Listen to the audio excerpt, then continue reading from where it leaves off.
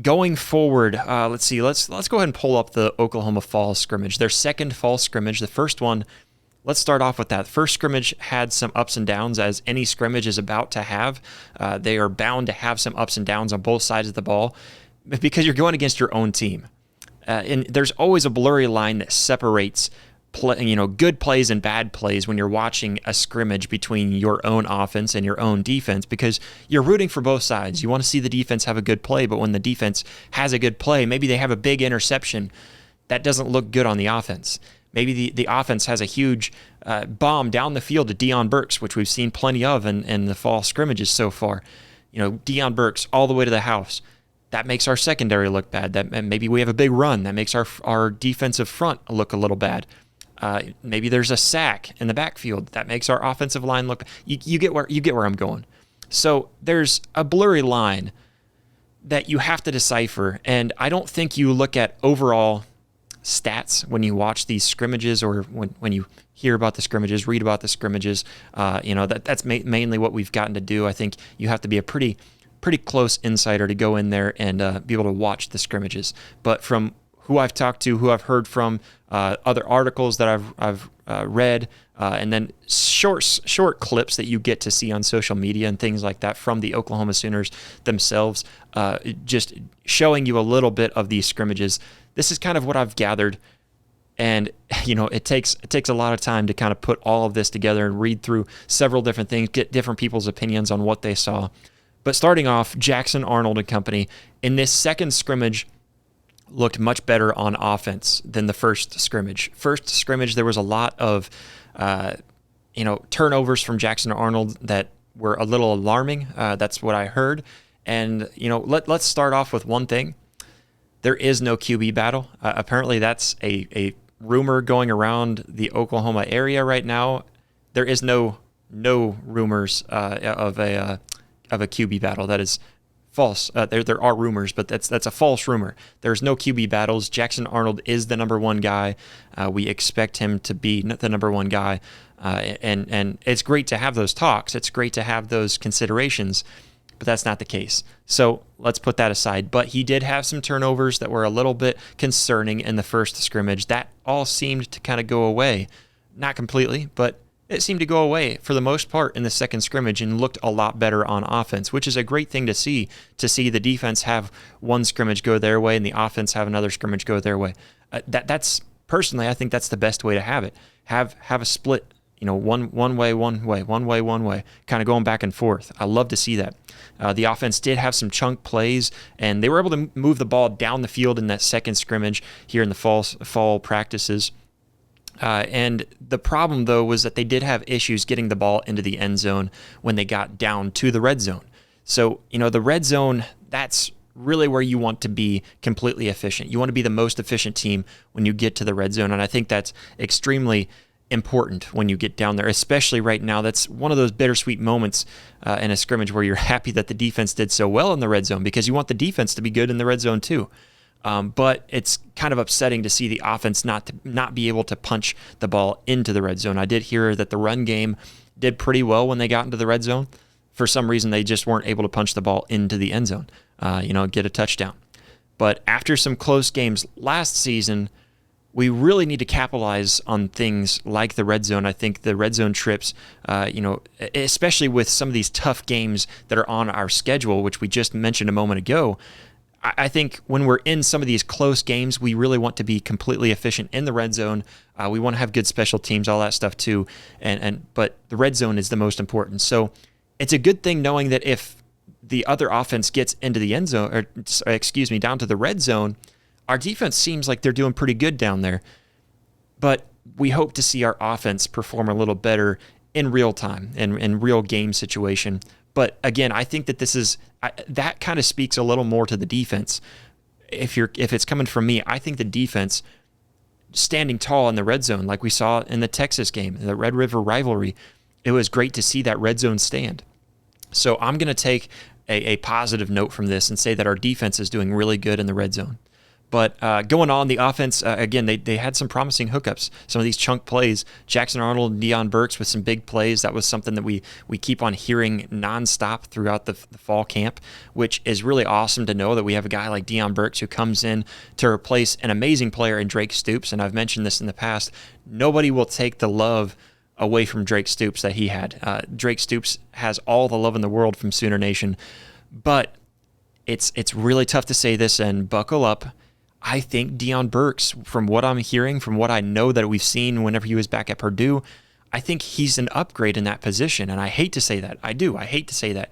But I love the fact that we do have a great guy stepping in, at least replacing that Drake Stoops role, which was huge for our offense when we needed those sure hands, that guy that knew where he was on the field at all times. We saw that in the 1 minute and 17 seconds where we had to get down the field in the Red River rivalry game. So, I think Deion Burks, he may not have the IQ that Drake Stoops had. He may not have the love that Drake Stoops got from Sooner Nation, but he definitely has the skills. And in some ways, I think he's faster. I think he's shiftier. And I would say he's just as good at running routes, getting himself open and helping the quarterback in big time situations. He's more of a down the field threat too, which we have a ton of those guys in the wide receiver core, and we'll get to that. But, and again, to bring this back up, we didn't see Jackson Arnold turning the ball over as much, which is kind of what we expect to see leading towards the beginning of the season. Towards the beginning of the season, you're going to see him really zone in, find his receivers that he's going to have great chemistry with. And I think this is some things that are extremely reassuring to see, is him progressing as we get closer to season. It's okay that the first scrimmage he was throwing some interceptions, and I want everybody, all the Oklahoma fans, I want you guys to relax on Jackson Arnold. We've gotten a ton of comments, both on social media that I've seen all over the place, and then also on YouTube, seeing some of the comments about Jackson Arnold being a turnover machine. Listen, in the bowl game, he was throwing to receivers that he hadn't quite really been able to work up a chemistry with, the same way that Dylan Gabriel would have had a chemistry with them. So that's one thing.